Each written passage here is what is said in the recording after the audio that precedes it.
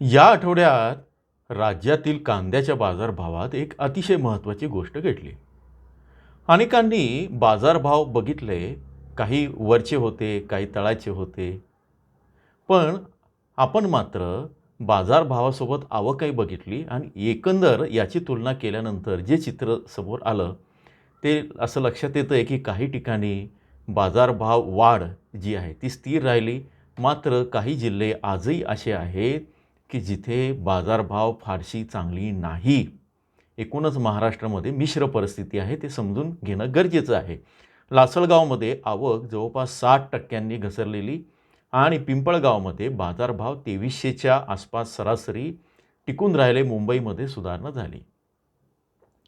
सगळ्या राज्यामध्ये आता काय परिस्थिती आहे शनिवारपर्यंत आणि मग पुढे काय होईल त्याचा सगळा आढावा आपण या व्हिडिओतनं घेणार आहोत. हा सगळा तेजी मंदी रिपोर्ट अतिशय महत्त्वाचा आहे, ज्याचा तुम्हाला सोमवारपासून फायदा होईल. उद्या आपण या विषयावर बोलणारच आहोत. नमस्कार. ॲग्रोशिवारमध्ये आपल्या सर्वांचं स्वागत आहे. आज आहे शनिवार, तारीख आहे 27 जून आणि 2026 हे साल सुरू आहे. मागच्या सगळ्या आठवडाभर आपण उत्साहात होतो आणि अनेक शेतकऱ्यांनी तुम्ही सांगितलं म्हणून मी थांबलो आणि माझा फायदा झाला असंही सांगितलं. तर काही शेतकरी विचारत आहेत की मी आता जागेवर एवढ्या एवढ्याला मागतायत किंवा हे देऊ की कसं करू, ठेवू का, असं काही आहे. आता बघा, ॲग्रोशिवार जे मी स्वतः नाशिक जिल्ह्याचं असल्यानं, त्यातही निफाड तालुक्याचं असल्यानं आणि सगळ्यात महत्त्वाचं म्हणजे सगळ्या देशावर आमचं जे मार्केट आहे ते प्रभाव टाकतं. लासलगाव, विंचूर आणि पिंपळगाव.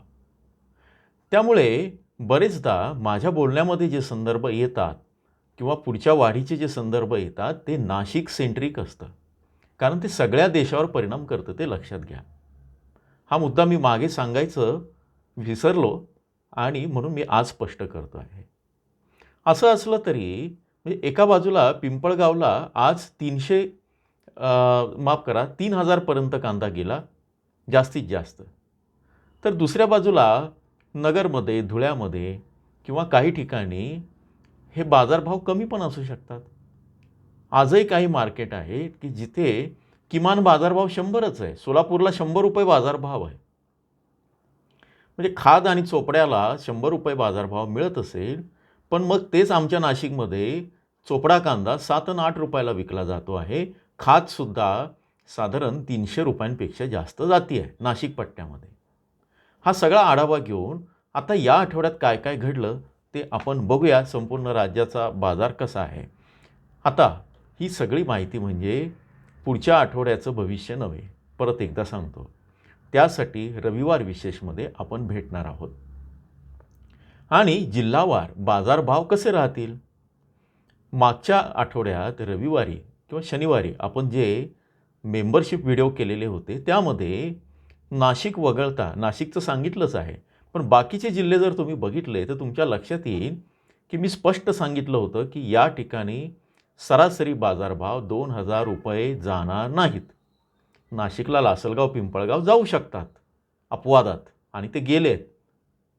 पण काही ठिकाणी विशेषतः धुळे असेल, छत्रपती संभाजीनगर असेल आणि अहिल्यानगरचे काही मार्केट अजूनही दबावात आहेत. त्यामुळे अतिशय उत्साहानं खुश होण्याची गरज नाही आहे. या सगळ्या याच्यामध्ये कांद्याचे बाजारभाव हळूहळू वाढतील. ही सगळी माहिती आपण रविवारी सांगणार आहोत. परत जिल्हावार तुम्ही जॉईनच्या बटनावर क्लिक करून ते बघू शकता. आता या सगळ्या याच्यामध्ये आठवड्याचा बाजार 22 ते 27 असं पकडलेलं आहे. रविवारी सुट्टी असते. त्यातही काल मोहरममुळे अनेक ठिकाणी सुट्ट्या होत्या. तर फार मोठी तेजी नाही आली. हे दोन बाजार सोडले तर पिंपळगाव आणि लासलगाव. आणि दुसऱ्या ठिकाणी बाजार कोसळला पण नाही. एकूण काय आहे की मंदीचे दिवस नाही आहे, पण तेजी मोठी नाही, ते पण लक्षात घ्या. येईल ती, हळूहळू येईल. पण बाजार जो आहे ना तो दबकत चाललेला आहे. म्हणजे 2 पावलं पुढे, अर्ध पाऊल मागे, परत 3 पावलं पुढे. म्हणजे बुद्धिबळाच्या याच्यात जो घोडा जसा चालतो 2.5 पावलं आणि परत मागे येतो, साधारण तसं चाललेलं आहे.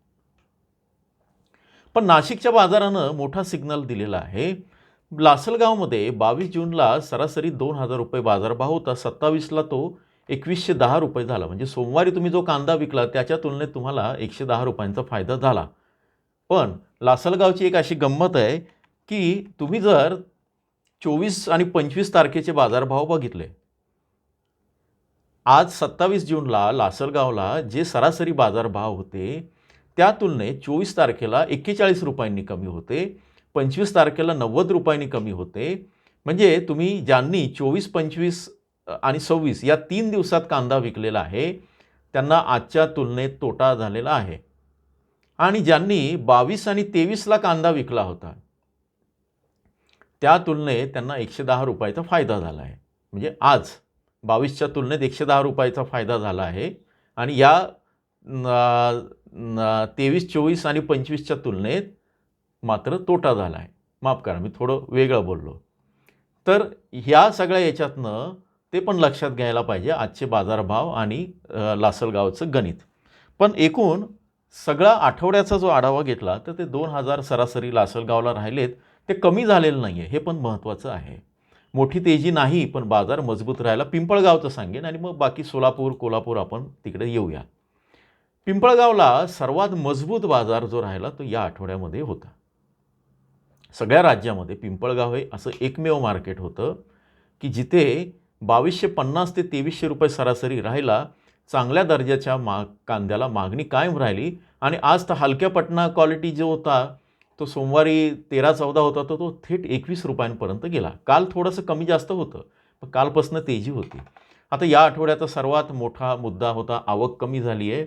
बाजारभावापेक्षा महत्त्वाची गोष्ट, लासलगावला आठवड्याच्या मध्यात 24,000 क्विंटलपेक्षा आवक जास्त होती. शनिवारी ती आज म्हणजे आत्ता संध्याकाळपर्यंत ती साधारण 9,000 क्विंटलवर आली आहे. ती अपडेट होईल, पण अपडेट झाली तरी ती कमी राहणार आहे कारण आज अनेक ठिकाणी आवक घटलेली आहे. पिंपळगाव बसवंतला 24 जूनला सर्वाधिक आवक होती आठवड्याची, 27,000 क्विंटलच्या आसपास. मी गाड्यांच्या हिशोबात सांगत नाही आहे. शनिवारी ती आता 18 किंवा 19,000 क्विंटलपर्यंत आली आहे. ती अपडेट होईल, पण तरी पण ती 27,000पर्यंत जाणार नाही. एकूणच आवक आणि बाजारभाव यांचं गणित जुळलेलं दिसतंय. आता पुढच्या बाजारासाठीचे हे संकेत आहे. धुळे जिल्ह्यातील साक्री बाजार अजूनही दबावाखाली आहे. साधारण इथे सरासरी बाजारभाव 2400 रुपये राहिले. आता अहिल्यानगरसाठी महत्त्वाचं, राहुरी, राहता, कोपरगाव या बाजारात चढ उतार दिसले. विशेषतः राहता बाजारात शेवटच्या दिवशी म्हणजे आज घसरण दिसून आली. त्यामुळे इथे अजूनही थोडंसं दोलायमान परिस्थिती आहे, हे पण तुम्ही लक्षात घ्या. छत्रपती संभाजीनगरला आठवड्याच्या सुरुवातीपेक्षा शेवटी बाजारभाव सुधारले. किती झाले? 1100वरनं ते 1525पर्यंत पोहोचले. पण याची तुलना 1525 कुठे आणि नाशिकचा, पिंपळगावचा 2300 किंवा लासलगावचा 2,000 कुठे, याची तुलना करता छत्रपती संभाजीनगर किंवा अहिल्यानगरपेक्षा पण इथे बाजारभाव कमीच आहे. ते पण तिथल्या लोकांनी, तिथल्या शेतकऱ्यांनी हे लक्षात घ्यावं आणि त्यानुसार नियोजन करावं. पुणे, पिंपरी आणि मोशी या बाजारात काही प्रमाणात सुधारणा झाली, पण खूप मोठी तेजी नाही आहे. हळूहळू चाललं आहे मार्केट. सोलापूरमध्ये बाजारभाव स्थिर राहिले, पण सरासरी जी आहे ती 1600च्या आसपास राहिली. पण सोलापूरला 100 रुपये बाजारभाव हे किमान राहिलेले आहेत. ही पण एक तशी चांगली गोष्ट नाही आहे. ते किमान बाजारभावसुद्धा सुधारायला पाहिजे. नागपूरला विदर्भातील सर्वात मजबूत बाजार राहिला आणि आठवड्याच्या शेवटीपर्यंत साधारण 2375 रुपयापर्यंत मार्केट गेलं आहे कांद्याचं. आणि लाल कांदा आणि पांढरा कांदा म्हणजे उन्हाळी कांदा आणि पांढरा कांदा दोन्ही जे बाजार आहे नागपूरला मजबूत आहे. विदर्भाच्या तुलनेत एकूण हा बाजार मजबूत आहे. आता मुंबईला आज चांगली सुधारणा आहे. घाऊक बाजारात आठवड्याच्या सुरुवातीपेक्षा चांगली सुधारणा दिसून आली. याचा अर्थ मागणी कायम आहे. एकूणच काय की फार मोठी तेजी आलेली नाही, भाववाढ होती आहे.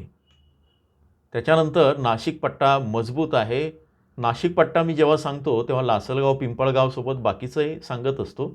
मला काही शेतकऱ्यांनी उमराणा, मनमाड हे का सांगत नाही असं विचारलं, तर ते मी सांगत जाणार आहे, काही काळजी करू नका. माझ्याकडे जसजसे भाव येतील तसं मी सांगेन. पण इथे सांगण्याच्या आधीच काही बाजारभाव जे आपल्याला मिळतात ते मी इथे व्हॉट्सअपवर देत असतो. पहिल्या लिंकमध्ये व्हॉट्सअपला तुम्ही फॉलो करू शकता. आता हे आहे, आवक कमी आहे, आवक कमी होताना दिसते आहे. एकदा कधीतरी पिंपळगावला 1000-1200 झाली 2 दिवस, पण ते ट्रॅक्टर होते. प्रत्यक्ष क्विंटलमध्ये आवक जर मोजली, तर ते पण बघायला पाहिजे. हा एक महत्त्वाचा मुद्दा लक्षात घ्या. म्हणजे बाजारात सगळे रिकामे ट्रॅक्टर उभे केले, तर खूप मोठी आवक झाली का? ही पण एक मोठी गंमत आहे. बाजारनिहाय परिस्थिती जी वेगळी आहे, त्यामुळे विक्रीचा निर्णय करताना आता तुम्हाला बाजाराचा अभ्यास करावा लागणार आहे. पावसाचा परिणाम, पाऊस झाला नाशिक पट्ट्यामध्ये झाला, काही ठिकाणी झाला, पण फार काही त्याचं हे झालं नाही. एकूणच बाजारात आता मी निष्कर्ष सांगतो, घबराटीचे कारण दिसत नाही, पण अतिउत्साहाचं कारणही नाही आहे, उत्साह करू पण नका. म्हणजे मला खूप बाजारभाव मिळाला आणि ते व्हायरल करा, नका करू. तुमच्यापुरतं ठेवा ते मर्यादित. एक गोष्ट स्पष्ट आहे, आवक कमी आहे, बाजारभाव टिकून राहतोय, सकारात्मक संकेत आहे या सगळ्या याच्यामध्ये. त्यामुळे आता त्याच्यावर उद्याचे काय स्थिती राहील आणि उद्यापासनं ते पुढच्या रविवारपर्यंत म्हणजे जुलैमध्ये ते आपण उद्या रविवार विशेषमध्ये समजून घेऊया. तिथे मी सगळ्यांना समजून सांगेन नेहमीप्रमाणे आणि अगदी आकडेवारीसह पाहिजे असेल तर तुम्ही जॉईनच्या बटनावर क्लिक करून बघू शकता. अशाच माहितीसाठी ॲग्रोशिवारला तुम्ही सबस्क्राईब केलं नसेल तर तातडीनं सबस्क्राईब करा. आणखी एक इथे हाईपचं बटन आहे. या हाईपच्या बटनला जर क्लिक केलं तर ही माहिती जास्तीत जास्त शेतकऱ्यांपर्यंत पोहोचेल. त्यामुळे इथे हाईपचं बटन खाली दिलं आहे, त्याला नक्की हाईप करा. बघूया आज किती हाईप होतं, साधारण 1,00,000 हाईप होतं का या व्हिडिओला. मी तुमचा कृषी मित्र पंकज जोशी बिंचूरकर.